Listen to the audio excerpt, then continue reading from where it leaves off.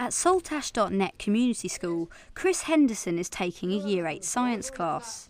Today, they're looking at how to collect and handle data from around the school using data loggers. What we're looking at today is how can we record and analyse accurate data in the outside world using sort of new technologies.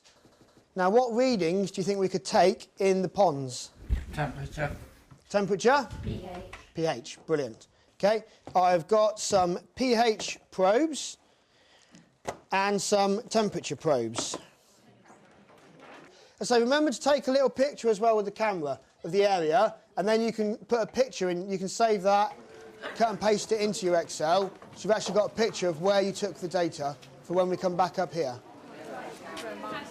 Take at least 5 readings at each location, give it time to adjust. And these ones we plug straight into Excel, so rather than recording it on a separate digital screen, all the data that you record goes straight into Excel for the students then to manipulate in a programme that they're much more familiar with. Right, have we all got several readings from here? Yeah. Yeah, so we're going to make our way down to the livestock area. You know where it is? Yeah. Well, guys, I'm getting so. Wait, guys. You protect me, we will protect me. Oh, move that away. Yeah. Can we take the pH of the drinking water? Anyone want to measure the chicken? Sorry, it's got one. You can't measure the pH, take its temperature. Have you got temperature one? You can measure pH, light and temperature. Today we measured the temperature of the different items in the livestock area and the sensory garden. Right, can we go back up to the classroom? We've all had a go at using the data loggers. We're all confident with those. The graphs, did all the Excel produce the graphs for you? Yeah, they did. What sort of graphs did they produce? Bar charts. Now, Multiple readings were taken in order for the students to gauge an average or allow for any anomalies. the first pond, what temperature was it? Tom? 22.1. Okay, yeah. Do you think I could accurately record 22.1 on this? No. Be a little bit hard, wouldn't it? The pH probe. How have we measured pH before? Josh? Indicator paper. Brilliant.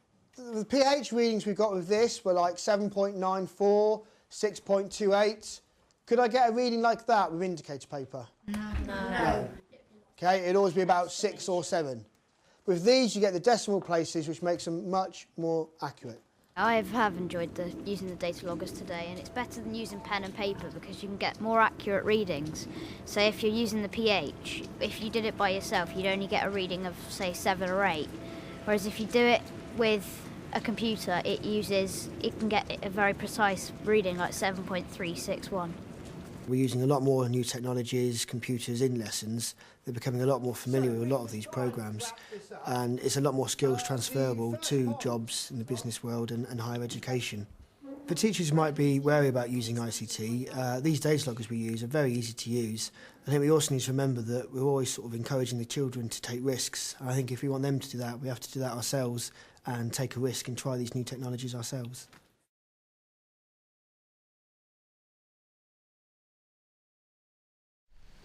At St Mary's Primary School in Folkestone, teacher and ICT coordinator Colette Cotton is using a variety of data handling software with her Year 5 class. Your task is going to be to look at this raw data, which is a bit boring. You've got to make it meaningful for other people around the world to understand. The data that we've used today is part of the World Weather Watch project that is being hosted by Superclubs Plus, and there's 200 schools worldwide that have actually registered as part of the Weather Watch project. And then each day, those schools then have the facility, one child then logs in the data that they have collected for the day. So we can see what the average rainfall was in Nigeria and compare it to what was happening in Estonia. But it was also the way for the children to start being able to see the relevance of using data in ICT and just really trying to embrace as much of the curriculum as possible, but linking it through to a theme of the weather. The data loggers that we have, these came into school last year, and they record sound, light and temperature. You have to press start and then it will record the data. Having collected the data outside, the children then come in, log on to super clubs.